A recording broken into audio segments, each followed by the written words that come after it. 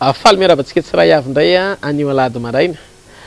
Alady andro faharoa an-taoriana ankalazantsika ny krismasy anio. De mirary fety sambatra ho an'ny malagasy sambatan'olona, mirary ihany koa fiafaranany taona mahafinaritra iarahana amin'ny asveke émission indray ao anatin'ity fotoana fo iarahantsika ao anatin'ny fandarana zay iarabana ny malagasy tsy akanavaka rehetra.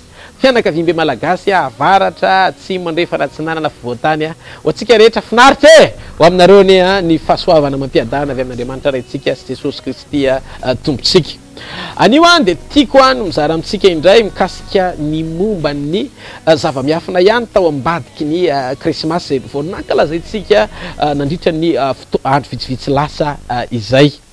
Anio de tiako manam-pofo amintsika fa na Andriamanitra ihany koa aza de nanaika izotra anatanteraka sy ampiaina sy iaina ao ambadiky ny zavatra nlazainy. Ny krismasy zany raha ny marina de fankalazana ny fahatanterahany teny fikasana lehibe hiatrehantsika ny tontolo mpamoronana vaovao tamin'ny alalan'ny Adama faharoa. Rehefa levona no niota tamin'ny nandova fahafatesana tamin'ny Adama voalohany ny olona de nirecuperen'Andriamanitra na naverin'Andriamanitra milondy ny fiainany zanak'olombelona tamin'ny alalan'ny famonjem-panahy nentin'i Jesosy roa arivo taona lasa teo amin'ny hazo fijaliana. Ka ny fomba nentin'Andriamanitra natanterahana an'izay lalan'izay de ny fahaterahan'ny-mpamonjy sy ny fahatongavany lay Andriamanitra zanaka ho tonga nofo sy olombelona. De le teny tonga nofo vavolombelona iarahantsika miaina araka ny jaona toko voalohany andiny voalohany ka hatramin'ny andiny faharoambin'ny folo ny fanambarana ny fahatongavan'i Jesosy sy ny antony nahatongavany teto antany ho mpamonjy. Satria ao anatin'izany fety-pakalazana zany tsika de tiako no manambara aminao fa raha ny teny aza tonga nofo tamin'ny fomba mahagaga tamin'ny alalan'ny fahatongavany Emmanuel teto antany rehefa nanorotoro azy tao akibon'ny Marie Virgine ny fanahy masina de tiako no manambara aminao fa ny fahagagana voalohany tranga teto ambonin'ny tany de nahatongavany Jesosy Andriamanitra ho tonga olona tonga nofo tamin'ny alala ny fanorotoroany fanahy masina azy tao akibon'ny Marie Virgine. Vehivavy tsy nahalalalahy no tonga nanana njanaka tamin'ny alalan'ny fanahy te Jesosy. Fahagagana voalohany teto antany zany. Teteny aminao zay fahagagan'ny antom-pisiny zay na tonga nisaiana aminany fa i mahagaga no anarany. Ny dikan'izay raha nitranga tsy azavaina sary-patarana tsy takatry ny saina azy nasehoan'Andriamanitra tamin'ny fahatanterahany teniny rehefa nampanantena tamin'ny alalan'ny Isaia mpaminany izy fa ny Virginy iteraka zazalahy. Dikan'izay tsisy lehilahy iray amin'ny vehivavy ka ho tonga Emmanuel fa Virginy nanaovana fanekena tao amin'ny teny iteraka any Emmanuel ho tonga nofo de ny fanan'Andriamanitra nanorotoro azy tao akibon'ny Marie Virgine. Tiako manambara aminao fa trop io Andriamanitra io raha fahasoavana andresana miopapany io Andriamanitra io raha fa iza manao no torina eto amin'ity fandarany ity androany. Teteny aminao fa raha izay no antom-pisin'ny krismasy na Noel de tiako mampanantena anao fa misy tranga tsy takatry ny saina tian'Andriamanitra ho tanterahana koa eo amin'ny fiainanao ilay mpanaraka tsy tapaka amin'ny fandariny azo vanoko lakan'io. Afaka ho tonga fanasitranana any amin'ny fiaina tokantranonao zao teny zao androany.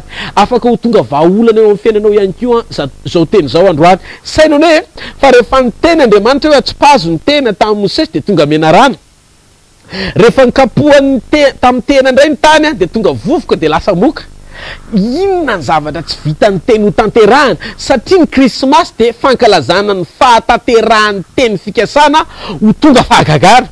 Ny dikan'izay zay miafina ambadiky ny krismasy zay mitorika eto androany. Ninona tontolo rehetra satria mbola ao anatin' zany fankalazana zany tsika androany ao anatin'ity fandarany ity tiako mampanantena anao fa ao anatin'io aretiny io ivadika fahasalamana androany.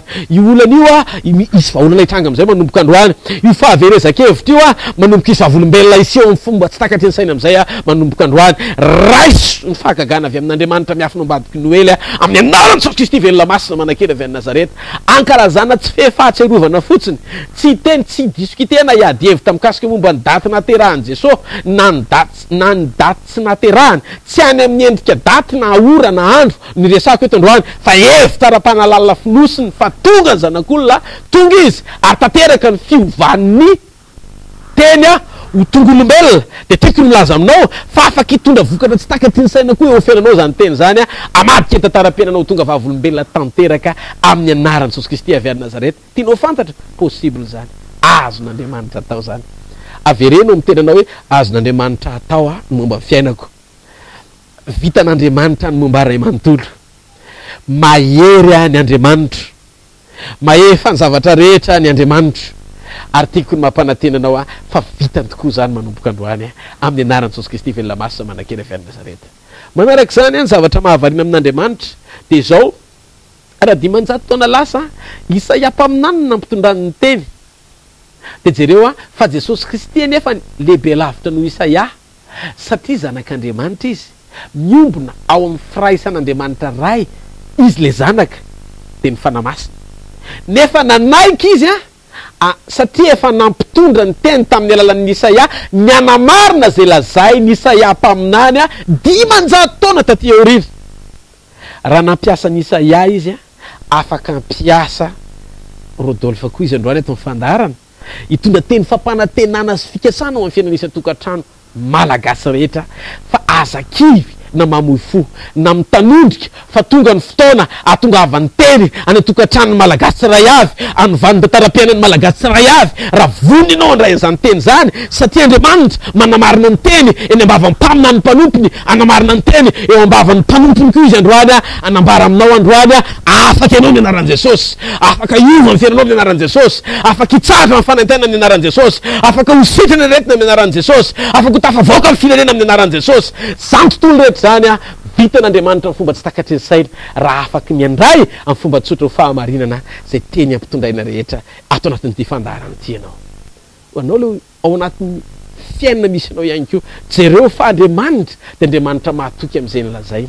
Jereo ne amin'ny andininy fa 5:10 amin'ny toko faharoa amin'ny boky Matio ozy izy ny teny ato hoe ary mitoetra tany izy ambara-pahafatin'ny Herôda mba tanteraka izay nampilazain'i Jehovah ny mpaminany hoe nantsoiko hiala any Egypta ny zanako. Hosea toko 1:12 lazan'izay ndray Hosea hoe natsoko hiala any Egypta ny zanako, natsoko ozy izy hiala tany Egypta ny zanako. De jereo fa Jesosy ny lazay eto ny fanambarana hoe nandeha Josefa sy Maria nitondra ny Jesosy niala tany Betlehema ho any Egypta satria nisy fanenjena nataon'ny maramila romanina aminoana ny lamato rehetra no mionono ny heverina fa hisy mpanjaka ho teraka, sady teraka tokoa noho mpanjaka de Jesosy. De ny zavatra nitranga tsy nampilamina ny fiainan'ny Herôda ny fisian'i Jesosy tamin'ny fahaterahany. Misy fanjakana miorooro matahotra ao ambadiky ny fahaterahan'ny mpamonjy satria tsy azo sakanana ny famonjena tsy hitranga. Raha tsy maty ny maramila romanina Jesosy de tsy situation anao tahaka ny endrika Herôda manaka an'io ihany koa no anaka anazy tsy asa natateraka vaholana eo amin'ny fiainanao. Ny antony de tsotra, tonga ny fotoana tanterahany teny tamin'ny Isaia izy ny fiaviany Emmanuel, tamin'ny Hosea ndray izy laza fa tsy maintsy miala avy tany Egypta ny zany tany Betlehema zany ho any Egypta atateraka an'izay voasoratra. Ny voasoratra de tsy maintsy tateraka, ny voasoratra de tsy maintsy tateraka. Na Andriamanitra aza nanaiky atateraka an'izay voasoratra ny amin'ny Jesosy, ny dikan'izay nitsanga rehetra sy ny sakana rehetra tsy maintsy manaiky an'izay voasoratra satria ozy Andriamanitra hoe tonga ny fotoana amafana ny olona tsiray avy mety hoendriky ny fanangejany fampahoriny de amin'ny rehetra efa tonga zanak'olo hitady sy hamonjy ny very mampanantenanao fa lehibe loatra le Andriamanitra toriko aminao anatanteraka izany asa famonjeny zany androany. Raiso ny famonjenao anao amin'ity andro krismasy ity amin'ny ara-mahiny Jesosy Kristy velona masina manakely avy any Nazareta. Teneny hoe afaka finaritra miaraka amin'Andriamanitra, afaka finaritra miaraka amin'Andriamanitra, miaina ny fahasalamana avy any ambony ary manana antoka ny fiainana mandrakizay miaraka aminy. Raha resy lahatra ianao raiso Jesosy ho tompo sy mpamonjy ny fiainanao manokana. Ataovy tanteraka ao am-ponao ny fandraisana azy fa izy ny mpanjaka lehibe indrindra, izy ny mpanjaka amin'ny fiainantsika ary izy ny fototry ny famonjena. Averenao amin'ny fomba tsotra zao vavaka izao. Jesosy io reko ny teninao androany, raisiko ianao ho tompo sy mpamonjy ny fiainako manokana, midira atao poko Jesosy manapa eo amin'ny fiainako, sorato eo amin'ny bokon'ny fiainana ny anarako de ataovy mpandova ny lanitra miaraka aminao. Misaotra ny amin'ny fitiavanao sy ny famindram-ponao, misaotra amin'ny zavatra rehetra. Amen dia amen. De mirary soatsika tsiray avy mpanaraka ny fandarana aminareo ny fiadanany tompo. Iloma tompoko tain'Andriamanitra. mikasika andreo marary reo izy a dia sitrana ny marary